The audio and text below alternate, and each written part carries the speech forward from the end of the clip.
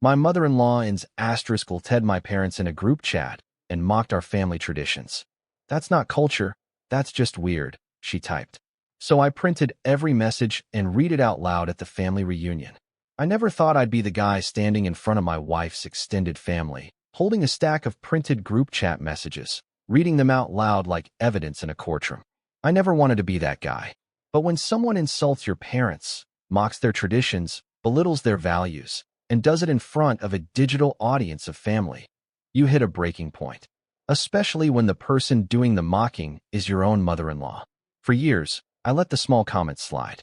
I told myself it wasn't worth the fight, that maybe she didn't mean it the way it sounded. But when she typed, "That's not culture, that's just weird," in response to a photo my mother shared of our holy celebration, it didn't feel like a misunderstanding anymore. It felt like an attack.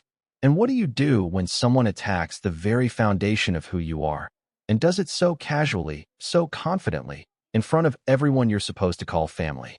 It started out small. Marla never liked me much, but she played nice in the early days of my relationship with Talia. I was the charming but different boyfriend. Differences were acceptable when we were just dating. When we got married, that shifted. I became the too traditional husband, the strange son-in-law who ate with his hands, and the man whose parents lit incense and chanted instead of saying grace at dinner. She said these things with a smile, but her words always had an edge, a calculated sharpness behind a well-practiced laugh. Talia noticed it too. At first, she tried to brush it off. "That's just how she is," she'd say. "She doesn't mean anything by it." But I could tell it embarrassed her. Not my culture, but the fact that her mother found it so embarrassing.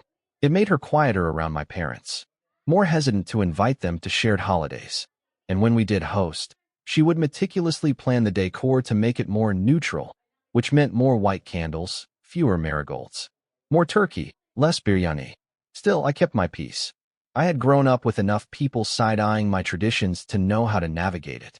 You make yourself smaller, more palatable. You compromise without realizing how much you're giving up until there's barely anything left that's really you. But my parents never compromised. Even after moving to Oregon, they stayed grounded in who they were. My dad still wore his kurta on weekends. My mom still hummed bhajans while making chai. They weren't trying to convert anyone. They just lived openly, generously, and without apology. That generosity extended to Talia's family when we married, inviting them for Diwali, sending them homemade pickles, even including Marla in family pujas. Marla never refused the gestures, but she never said thank you either. Then came the group chat. It was supposed to be harmless, a way for both sides of the family to stay in touch and plan get-togethers. We'd share photos, updates about our son, reminders for birthdays. For a while, it worked, until my mom posted that holy picture. She had arranged a small thali with sweets and offered it next to a statue of Krishna. The colors of the gyulal dusted the table in gentle pinks and yellows. She captioned it with a simple, "Wishing everyone joy and light this holy. Love, the Sharmas." That's when Marla responded, "That's not culture. That's just weird." At first, I thought maybe she sent it privately and accidentally posted it in the group. But no, she meant for everyone to see it. My mother, ever gracious, replied with a heart emoji. My father said nothing. I waited. No one else in the chat said anything either. Talia was silent. Marla followed up a few minutes later with, "Sorry, but let's keep things normal in this chat. Some of us are having lunch." And that was it. I asked Talia that night, "Are you going to say something?" She hesitated. "I just don't want to cause drama." So I sat with it. And as more comments trickled in over the next few weeks, small, passive-aggressive remarks about our food, our holidays, our way of life, I started collecting them. I exported the messages from WhatsApp, copied them into a Word document, highlighted the worst ones. I wasn't sure what I was going to do with them. At first, I thought I'd just send them to Marla with a note, maybe confront her directly. But something about her smugness, the way she typed as if she knew no one would call her out, gnawed at me. And then we got the invitation. Every summer, Talia's family hosts a reunion at Aunt Sherry's place in Portland's West Hills. It's a grand affair, dozens of relatives, catered food, lawn games, laughter that feels just a little too forced. The kind of event where everyone puts on their best smile and pretends they're closer than they really are. I never liked it. But this time, I saw an opportunity. In the days leading up to the reunion, I printed out every message Marla had sent about my parents. I included the context, my mother's posts, the cultural explanations she'd shared so earnestly, the photos of our family celebrating harmlessly in our own way. And then I printed Marla's responses. Her snide comments. Her mockery. 40 pages. I bound them, stapled them, and placed them in a manila envelope. Talia didn't know. Not because I didn't trust her, but because I needed her reaction to be real. Unrehearsed. When we arrived at the reunion, everything was exactly how I remembered. Fake smiles. Oversweet lemonade. Shallow chatter. Marla greeted us like nothing had happened. She gave my son a gift, some overpriced toy with flashing lights, and hugged Talia like she was the only one that mattered. When she turned to me, she gave a curt nod. I smiled. After dinner, everyone gathered in the backyard. Someone turned on the Bluetooth speaker. Kids ran around screaming. Adults lounged in patio chairs with wine and finger food. That's when I stood up. Do you all mind if I share something? I asked, projecting my voice just enough to carry. People turned to look. Marla paused mid-sip of her Sauvignon Blanc. It's something personal, I added.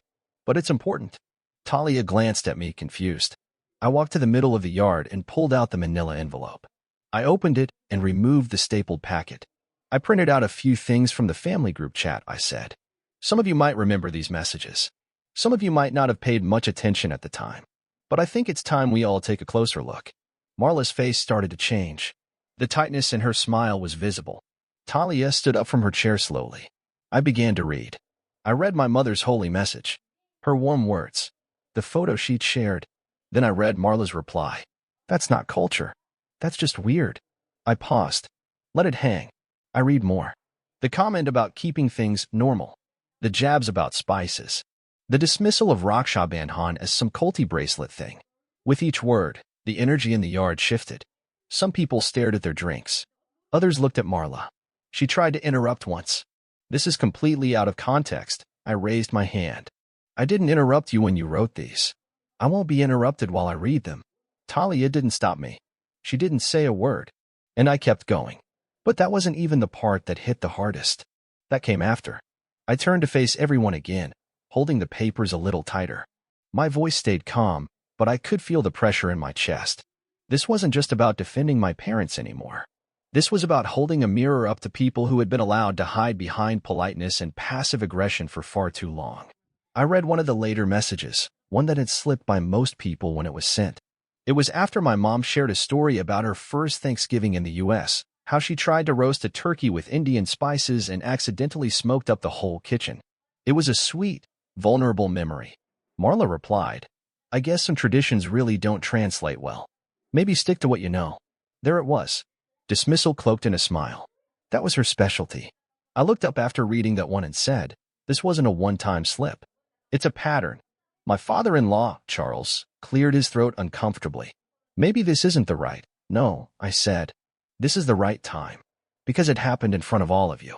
And not a single person said anything. Not when my mom was mocked for her beliefs. Not when our holidays were called weird. Not when our food, our prayers, our ways of living were treated like a nuisance in this very family. You all just let it slide.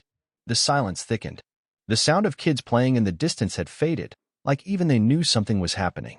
Marla sat stiffly in her chair, her wine glass untouched now. You said things that made my parents feel small, I continued, turning to her directly.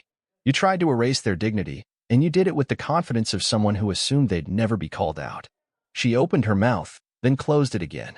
Her face was red, not just from embarrassment, but from rage. And I wasn't done.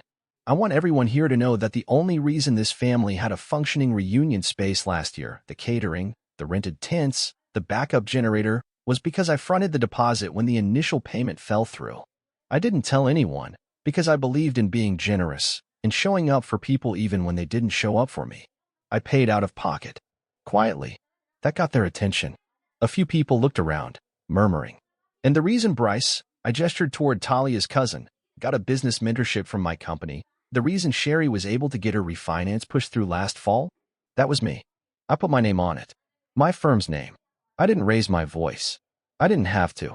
And while all that was happening, while I was supporting this family in the background, your mother, I said, glancing at Talia briefly, was typing out insults about the very people who raised me to believe in kindness, community, and respect. Now Talia stood beside me, quiet still, but her hand reached toward mine. I didn't take it. Not yet. I'm not sharing this to start a war, I added. I'm sharing this because I'm done pretending everything is fine.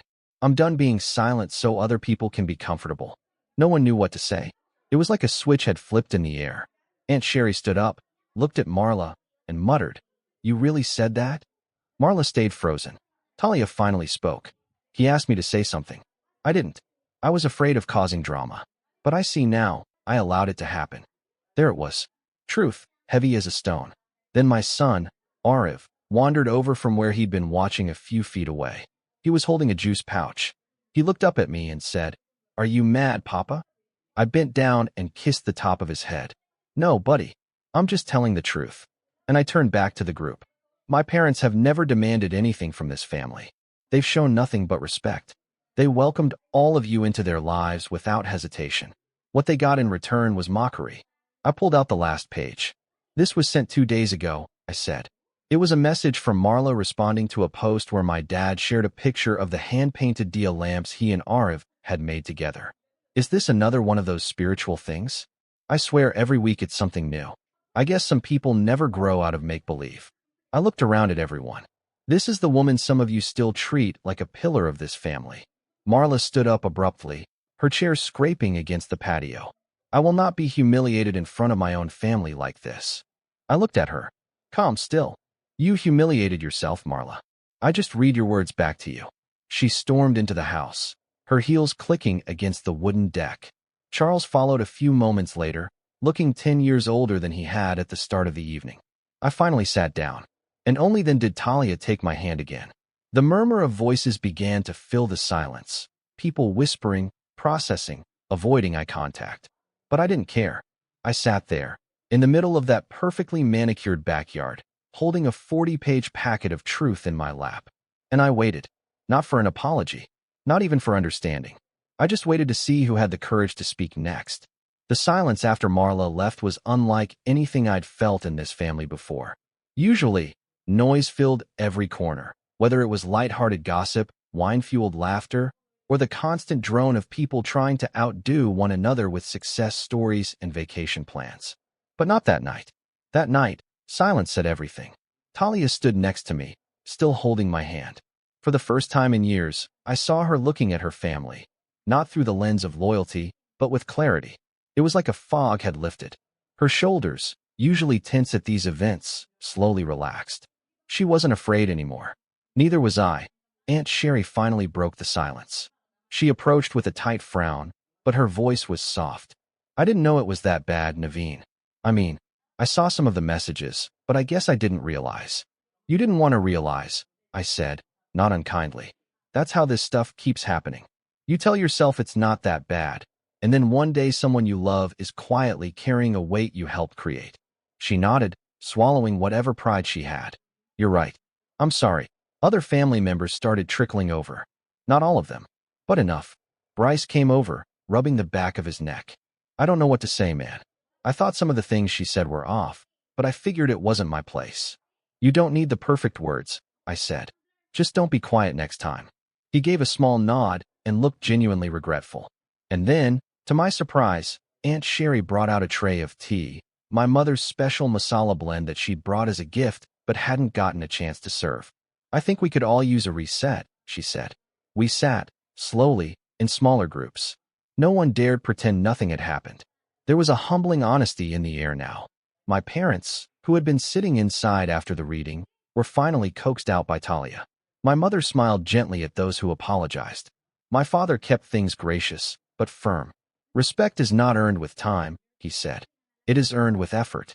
As the night wore on, the tension began to melt into something quieter, almost redemptive. Not perfect, but real. The next morning, Marla didn't come down for breakfast. Talia went to check on her, returning to the kitchen with a simple statement: "She'll be leaving early." No one argued. 2 days later, I received a formal email from her. Not a text, not a call, an actual email with a subject line that read, "Sincere apology." The body of the message was about 4 paragraphs long. She admitted that her comments were rooted in ignorance, that she thought of my parents' traditions as foreign because she never made the effort to understand them. that she was ashamed. She also wrote that she had booked a cultural competency course at the Portland Cultural Center. It seemed performative at first, but in the following weeks, she started showing up in small, quiet ways. She sent my parents a Diwali card, a handwritten one. She even asked for my mother's chai recipe. Still, I kept my distance. Forgiveness isn't just given, it's earned. Talia and I had long talks after that. The kind we hadn't had in years. Real ones. She told me she felt caught in the middle for so long that she forgot what side she was even supposed to be on. She apologized not just for her silence, but for not seeing how it was slowly wearing me down. Our relationship grew stronger after that. More equal. More honest. And my parents? They didn't need vindication, but they appreciated it. My mother gave me a small brass Ganesha idol the following week and said, "May he help you remove obstacles like you did for our family." The group chat still exists. Marla is still in it. But she's quiet. Not because she's being excluded, but because she's finally learning that not every thought needs to be shared. Especially not the ones that belittle others. The next family reunion was smaller. More intimate. And this time, my parents hosted. Talia's aunts showed up in saris. Bryce brought samosas from a local Indian bakery. And Sherry asked my dad how to make paneer from scratch. And as I stood by the grill, helping my father flip spiced kebabs on a skewer, my son ran up with colored powder on his face. "Papa, they let me show them how to play holy." I looked around and saw Marla standing to the side, quietly smiling, not interrupting, not inserting herself. Just observing. It wasn't perfect redemption, but it was a start. And sometimes, the most powerful revenge isn't rage or cruelty. It's dignity. It's choosing not to shrink. It's letting your truth echo louder than anyone's ignorance. It's watching the people who once disrespected you have to sit in the space your self-respect built. And that's the kind of victory that lasts.